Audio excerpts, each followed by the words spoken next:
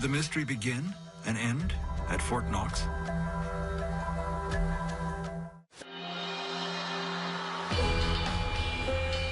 Goldfinger. Many regard the Sean Connery Bond film, featuring a Fort Knox plot, as the best of the early 007 movies.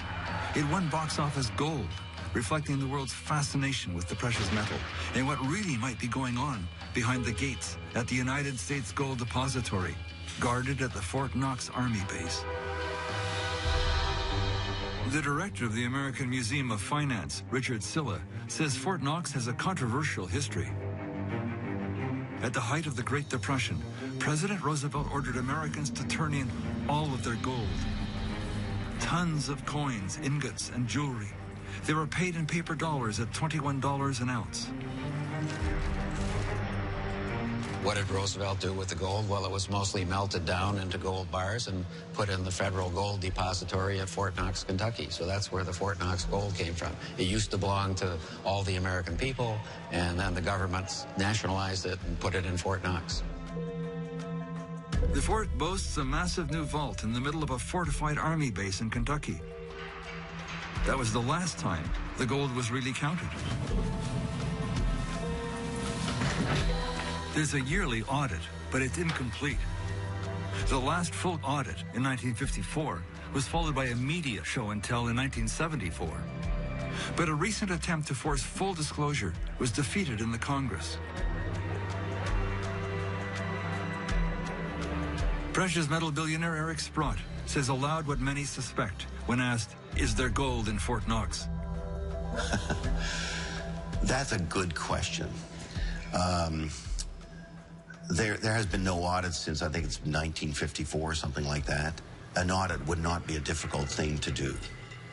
I think you have to assume that all the gold's not there.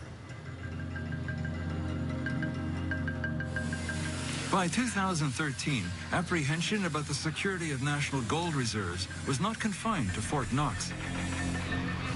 Venezuela took everyone by surprise by staging a political drama with gold front and center. It was really amazing to see people marching alongside the armored trucks bringing in the gold to the country. Nations like Venezuela know that blood, war, and conquest often flow like molten gold. In 1998, when Hugo Chavez was first elected president of Venezuela, he discovered that Venezuela's gold, once again, was in European hands, courtesy of the world's financial institutions. Journalist Eva Gollinger has written about the country's finances for years. The International Monetary Fund, the World Bank, told the Venezuelan government that in order for them to be able to secure loans and to prosper in the long term under this new type of neoliberalism, they needed to send their gold to be stored in banks outside of Venezuela. With gold brick in hand, Chavez began a campaign to explain to the people of Venezuela why he believed it was a bad idea for the gold to be out of the country. All told, 211 tons of bullion, worth some $11 billion, was held by foreign banks.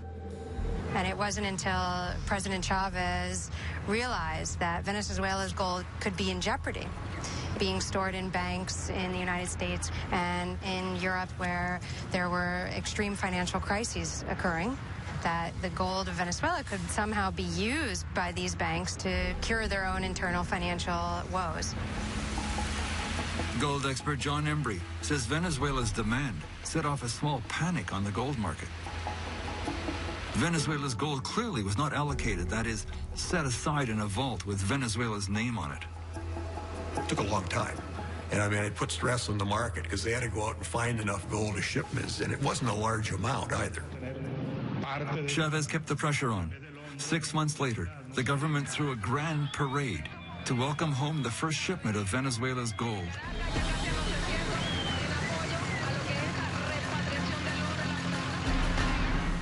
Like England and France during the Second World War, Venezuela came to understand the power of gold as a guarantee of national sovereignty.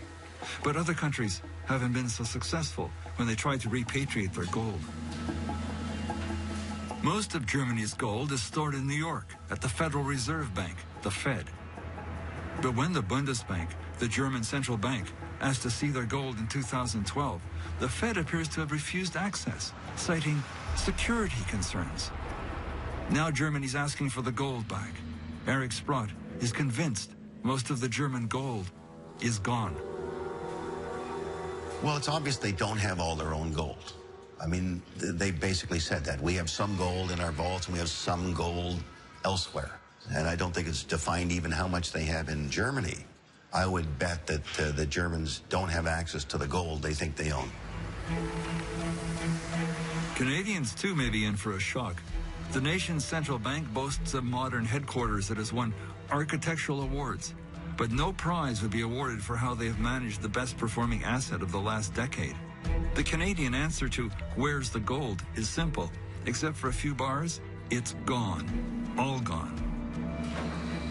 Despite its international reputation for gold mining and mine financing, Canada has sold off its multi-ton gold reserve over the last 3 decades. I think it's important that the country, in order to have some strength within the international financial community, has some gold. Gold analyst John Embry says a monumental shift is underway in the world of gold.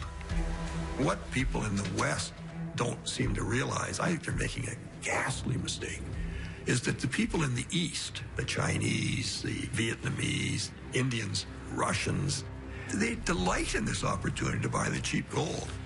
So it's going west to east. And as an old adage, gold goes where the wealth is being created. I mean, it doesn't say a lot about the future of the West. Behind the castle walls of the Royal Canadian Mint, modern alchemists are casting gold ingots and 1-ounce golden leafs to feed the growing hunger for gold.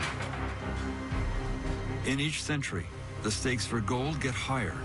In the 20th century, gold became the ultimate guarantee of sovereignty, paying for World War and mass murder. In the 21st century, gold still manages to keep its secrets. Perhaps the biggest one of all: where's the gold and who owns it?